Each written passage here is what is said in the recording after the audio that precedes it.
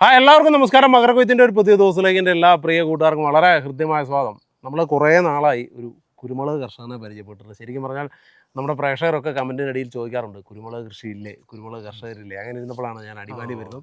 അല്ലേട്ടനെ പരിചയപ്പെടുന്നത്. അല്ലേട്ടൻ നല്ലൊരു കുരുമുളക് കർഷകനാണ്. അപ്പോൾ അല്ലേൻ്റെ വിശേഷങ്ങളാണ് നമ്മൾ പരിചയപ്പെടാൻ പോകുന്നത്. അല്ലേട്ടനെ ഒന്ന് പരിചയപ്പെടുത്തിക്കാൻ നമ്മുടെ പ്രേക്ഷകർക്ക് വേണ്ടിയിട്ട്. എൻ്റെ പേര് അനിൽകുമാർ എന്നാണ്. കൃഷികളൊക്കെയാണ്. അടിമാലിക്കാരനാണ്. ഓക്കെ. എന്തൊക്കെ ചെയ്യുന്നുണ്ട് ഇവിടെ? നമുക്ക് കുരുമുളകുണ്ട്, തെങ്ങുണ്ട്, കൊക്കോയുണ്ട്, ജാതി, പിന്നെ റബ്ബറുണ്ട്, സമ്മിശ്ര വിളകളാണ്. അതെ, ഏലമുണ്ട്. അങ്ങനെ എല്ലാ കൃഷികളുമുണ്ട്. കുരുമുളക് എത്ര നാളായിട്ട് ചെയ്യുന്നുണ്ട്? അത് അച്ഛനൊക്കെ ആയിട്ട് ഇപ്പോൾ ഒരു 60 വർഷത്തോളം ഉണ്ട്. അത് ഞങ്ങളങ്ങ് തുടർന്ന് പോകുന്നുള്ളൂ. എന്തേരം ഉണ്ട്? 2000 ഉണ്ടോ? അല്ലേ, 2000 മുകളിലുണ്ട്. കുരുമുളക് തന്നെ തനിവിളയായിട്ടല്ലേ അതിനെ? അതിൻ്റെ ഇടയ്ക്കൂടെ ജാതി, തെങ്ങൊക്കെ ഉണ്ട്. എങ്ങനെയുണ്ട് കുരുമുളക് കൃഷി പൊതുവെ? കുരുമുളക് കൃഷി കുഴപ്പമില്ല. ഈ വില നിൽക്കുകയാണെങ്കിൽ കുഴപ്പമില്ല. ഓക്കെ. ഈ അല്ലേട്ടൻ ശരിക്കും പറഞ്ഞു കഴിഞ്ഞാൽ നമ്മുടെ പഴയ ഒരുപാട് ഇനങ്ങളെ പരിപാലിക്കുന്ന നീലമുണ്ടി, അരമുണ്ടി ഇല്ലല്ലേ? ഇല്ല. നീലമുണ്ടി ഉണ്ട്, ചെങ്ങന്നൂര്, വട്ടമുണ്ടി, പന്നിയൂറ്, പിന്നെ കരിമുണ്ട. അത് നല്ല കുരുമുളക്. അങ്ങനെ എല്ലാ ഇനങ്ങളും ഉണ്ട്. നമ്മൾ ആ വിശേഷങ്ങളൊക്കെയാണ് കാണാം. അപ്പോൾ കുരുമുളക് കൃഷി ഒന്ന് പരിചയപ്പെടാം അല്ലേ? അതെ. ഏറ്റവും കൂടുതൽ ഏതാ ചെയ്യുന്നത്? ഏറ്റവും കൂടുതൽ വട്ടമുണ്ടിയാണ്. വട്ടമുണ്ടി അതൊരു പഴയ ഇനമല്ലേ? അതൊരു പഴയ ഇനം. അതിന്റെ വിളവ് എങ്ങനെയുണ്ട്? വിളവ് നല്ല വിളവാണ്. വളം ഉണ്ടെങ്കിലാണ് അത് കൂടുതലായിട്ട് കായ്ക്കുള്ളൂ. പിന്നെ ചെങ്ങന്നൂര് നല്ല മുളകാണ്, നല്ല ഈടൊക്കെ ഉണ്ട്. പക്ഷെ പെട്ടെന്ന് കേടായി പോകുന്നൊരു രീതിയിലായിട്ടാണ് കാണുന്നത്. ചെങ്ങന്നൂര് കമ്പ് ഇങ്ങനെ ഒടിഞ്ഞൊടിഞ്ഞ് ഇല്ലാതെ ആയി പോവാ. അപ്പൊ ഇതൊക്കെ ഇവിടത്തെയൊക്കെ പോയോണ്ടിട്ടുണ്ടല്ലോ, അതുപോലെ കമ്പ് ഇറങ്ങി പോവാന്ന് പറയും. അപ്പൊ ഒത്തിരി കാലം നിക്കത്തില്ല ഇത്? വളവും മരുന്നൊക്കെ അങ്ങ് ചെന്നാ നിൽക്കും. ആയി കൂടുതൽ നിൽക്കുന്ന വട്ടമുണ്ടിയാണ്. നമ്മളിപ്പോൾ ഏതൊക്കെ ഇനങ്ങൾ ചെയ്യുന്നുണ്ടെന്ന് പറഞ്ഞേ? വട്ടമുണ്ടിയുണ്ട്, ചെങ്ങന്നൂരുണ്ട്, പന്നിയൂറുണ്ട്, കരിമുണ്ടയുണ്ട്, പിന്നെ നീലമുണ്ടിയുണ്ട്. ഇതിലേറ്റവും നല്ലതായിട്ട് തോന്നിയതോ? നീലമുണ്ടി ഏറ്റവും നല്ലതായിട്ട് നമുക്ക് തോന്നിയത്. അതിന്റെ പ്രത്യേകത എന്നാ? ഒരു ഇതായിട്ട് നല്ല മുഴുത്ത മുളകാണ്, മണി നിറച്ച് പിടിച്ച പോലെ ഉണ്ട്. അതിന്റെ ഒരു തിരിയൽ എത്ര മണി വരെ വരും? ഉദ്ദേശം നല്ല രീതിയിലുണ്ട്, നല്ല നീളവും ഒക്കെ ഉണ്ട്. നല്ല തിക്കായിട്ട് മണിയുണ്ട്. ഉണ്ട്. തൂക്കമുണ്ടോ അതിന്? തൂക്കമുണ്ട്. മറ്റേ ഇതിനെയൊക്കെ അപേക്ഷിച്ച് അത് 1.5 വർഷം കായ്ക്കുന്നതെന്ന് ചിലർ പറയാറുണ്ട്. അത് വളം കുറവുള്ളതുകൊണ്ടാണ് അങ്ങനെ കായ്ക്കുന്നത് പറയുന്നത്. വളം ഉണ്ടെങ്കിൽ എല്ലാ വർഷവും ഒരുപോലെ തന്നെ കായ്ക്കും. പിന്നെ മഴ, ഈ തിരിയിടുന്ന സമയത്ത് മഴയുണ്ടെങ്കിൽ ഇല വളർന്നു പോവും. ഈ തിരി വീടാൻ താമസിക്കും.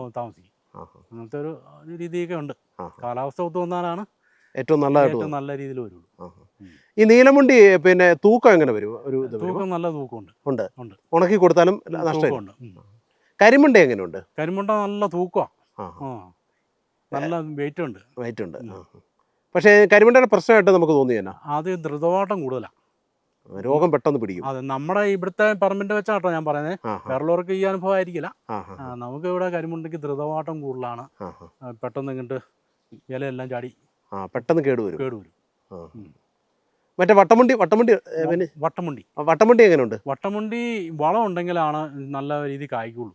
മറ്റേ ഒരു തിരിയൽ 5-6 മണി മാത്രമേ ഉള്ളൂ, ഇങ്ങനെ ഇരിക്കും. നല്ല വളം ഉണ്ട്, നല്ല രീതിയിൽ കായ്ക്കും, നല്ല വെയിറ്റും ഉണ്ട്. വളം നമ്മൾ ചാണകപ്പൊടി, എല്ലുപൊടിയൊക്കെ ഇട്ട് കൊടുക്കുകയാണെങ്കിൽ നല്ല രീതിയിൽ ഉണ്ടായി വരും. നമ്മൾ എന്നാ വളം ചെയ്യുന്നത്? നമ്മൾ സാധാരണ ചാണകപ്പൊടി ഇടും, പിന്നെ എല്ലുപൊടി ഇടും. പിന്നെ ഈ എല്ലുപൊടി പൊതുവെ ഇടാറില്ല, കാരണം ഈ കാട്ടുപന്നിയുടെ ശല്യം ഉള്ളതുകൊണ്ട് ഇതെല്ലാം കുത്തി മറിച്ച് കളയും. അതുകൊണ്ട് എല്ലുപൊടി ഇടൽ കുറവാണ്, ഇട്ടാൽ നല്ല. ഇങ്ങനെ ഒരു ശല്യം ഉള്ളതുകൊണ്ട്. പിന്നെ നമ്മുടെ പന്നിയൂർ എങ്ങനെയുണ്ട്? പന്നിയൂർ നല്ല. പന്നിയൂർ 5 പന്നിയൂർ 1 പണ്ട് രീതിയിലുള്ള പന്നിയൂർ 1 നമുക്കുള്ളൂ. അത് നല്ല മുളകും നല്ല ഇതൊക്കെയാണ്. മറ്റേതിനെ അപേക്ഷിച്ച് വെയിറ്റ് കുറവാണ്. ചെങ്ങന്നൂരും നീലമുണ്ടി ഏറെക്കുറെ ഒരു വർഗത്തിൽപ്പെട്ടാണെന്നാണ് പറയുന്നത്. ഒരുപോലെയൊക്കെ ഇരിക്കുന്നത്. പക്ഷെ രണ്ടും 2 പേരിലാണ് നമ്മൾക്ക് ഇവിടെ അറിയാൻ പറ്റുന്നത്. അപ്പോൾ രണ്ടിനും വ്യത്യാസമുണ്ടോ കായ്ക്ക് തമ്മിൽ? കായ്ക്ക് ഇച്ചിരി നീളം കൂടുതലായിട്ട് തോന്നുന്നുണ്ട് നീലമുണ്ടിക്ക്, ഇതിനെ അപേക്ഷിച്ച്. തൂക്കം 2 സെയിം ആണോ? സെയിമായിട്ടാണ് തോന്നുന്നത്. നമുക്ക് ഈ നീലമുണ്ടി ഒരു കുരുമുളകിന് ശരാശരി നമുക്ക് എത്ര ഈൽഡ് കിട്ടും? ഒരു കൊടിയാണ്. അത് പല ഇതാണ്. ഒരു കിലോ, ഒരു 10 കിലോ കിട്ടുന്ന കൊടിയൊക്കെ ഉണ്ട് നമുക്ക് നീലമുണ്ടിയുടെ. ഉണ്ട്. മറ്റേ ഇതാണ് കരിമുണ്ടയാണല്ലോ? കരിമുണ്ടയാണെങ്കിലും അങ്ങനത്തെ ഉണ്ട്. സെയിം ആണ്, വിളവെല്ലാം ഒരുപോലെയാണ് വരുന്നത്. അതെ. വെയിറ്റ് കൂടുതൽ കരിമുണ്ടയ്ക്കാണ്. ചെങ്ങന്നൂർ വരുമ്പോഴോ? ചെങ്ങന്നൂരും നീലമുണ്ടി ഏറെക്കുറെ ഒരേ രീതിയിൽ ഒരുപോലെ ഇതുണ്ട്. പോണേ. വട്ടമുണ്ടി പിന്നെ നല്ല വളമൊക്കെ ഉണ്ട്, നല്ല കായും നല്ല ഇതൊക്കെയാണ്, ആ. നല്ല ഇതായിട്ടിരിക്കും. നമ്മൾ ഈ 2000 എണ്ണം അല്ലേ മൊത്തം ചെയ്തേക്കുന്നത്? ഈ 2000 എണ്ണം നമുക്ക് ഒരു വർഷം എന്നാ ഈൽഡ് കിട്ടും? നമുക്ക് ഇപ്പം ഒരു 2000 കിലോയുടെ അടുത്തൊക്കെ കിട്ടും. ഒരു വർഷം കിട്ടും. ഉണക്ക അല്ലേ? ഉണക്ക, ഉണങ്ങിയത്. നമുക്ക് ലാഭമാണ് കൃഷി എന്ന് പറയാം. ലാഭം എന്ന് വെച്ച് കഴിഞ്ഞാൽ എല്ലാം പണിക്കാരെ വെച്ചാൽ ചെയ്യുന്നതേ. അപ്പോൾ അങ്ങനെ വന്നു കഴിയുമ്പം അതിൻ്റെതായ അത്രയും കുറവ് വരുന്നുണ്ട്, എന്നാലും കുഴപ്പമില്ലാതെ പോകുന്നുണ്ട്. വലിയ നഷ്ടമില്ല. നഷ്ടമില്ല, പണിയെല്ലാം ചെയ്ത് നമ്മൾ കുറേ ആവശ്യങ്ങൾക്കൊക്കെ കിട്ടുന്നുണ്ട്. എത്ര വർഷമായിട്ട് നമ്മൾ ചെയ്യുന്നുണ്ട് കുരുമുളക്? നമ്മളിപ്പോൾ അച്ഛനൊക്കെ ആയിട്ട് ഒരു 50 വർഷത്തിന് മുമ്പായിട്ട് ചെയ്തതാണ്. ഞങ്ങൾ പിള്ളേരൊക്കെ ആയിരുന്നപ്പം അച്ഛൻ ചെയ്ത് അതൊക്കെ വെച്ചാണ് നമ്മൾ തുടർന്ന് പോവുക. അന്നുള്ള കൊടിയൊക്കെ വളരെ കുറവാണ്. അത് കഴിഞ്ഞിട്ട് എല്ലാ വർഷവും കുറച്ച് നട്ടുകൊണ്ടിരിക്കും, പുതുക്കിക്കൊണ്ടിരിക്കും. പിന്നെ ഇപ്പം നേരത്തെ അപേക്ഷിച്ച് എല്ലാം കേടാണ് കൊടിക്ക്. പൊതുവെ കാലാവസ്ഥയൊക്കെ മാറി വന്നപ്പം കേടുകൾ. എന്താ കേട് കൂടുതലായിട്ട് കാണുന്നത്? ഈ ദ്രുതവാട്ടം പോലെ എങ്ങനെയായിട്ട് പൊഴിഞ്ഞ് ചാടി പോവാ, മൊത്തം എല്ലാം പോവല്ലേ? പിന്നെ ഈ മഞ്ഞപ്പ് കയറി അങ്ങ് പോവും. ഇപ്പൊ കൊടിയൊക്കെ മാറിയിട്ട് ഇപ്പം ആൾക്കാർ ഏലത്തിലേക്ക് തിരിഞ്ഞേക്കുക. അതാകുമ്പോൾ 2 വർഷം ആകുമ്പോഴത്തേനും കായ്ക്കും. നനയ്ക്കാനൊക്കെ സൗകര്യം ഉണ്ടെങ്കിൽ ഏലം നല്ലതാണ് പറയുന്നത്. നമുക്കിപ്പം അതിന്റെ അനുഭവം കിട്ടിയിട്ടില്ല, നമ്മൾ തൈ വെച്ചിട്ടേ ഉള്ളൂ, കൊടിയൊക്കെ പോയതുകൊണ്ടേ. അല്ലേടാ, നമ്മൾ ഇത് താങ്ങാൻ തന്നെയാണ് ചെയ്തേക്കുന്നത്? അത് ഈ മുരിക്കായിട്ട്, മുരിക്ക് പഴയ കാലം പോലെ. അതെ അതെ, മുരിക്ക് കേടാകും പെട്ടെന്നൊക്കെ പറയുന്നത്. അതിന് നമ്മൾ മരുന്നടിക്കും. മുരിക്കാണോ നല്ലത്? മുരിക്കാണ് നല്ലത്, കാരണം വെച്ചാൽ വേനൽക്ക് ഇല പൊഴിയണം, എന്നാലാണ് ശരിയാവുള്ളൂ. അപ്പോൾ അതുകൊണ്ട് മുരിക്ക ഏറ്റവും നല്ലത്. വലിയ ചിലവില്ലല്ലേ? ചിലവില്ല. നമ്മൾ ഇത് തന്നെ വെട്ടിയിട്ട് അതിന്റെ കാല് ഇട്ടാൽ മതി പുതുതായിട്ട് ഇടുമ്പോഴേ. അന്നേരം മുരിക്കൻ ലൈഫ് കിട്ടും ഒത്തിരി.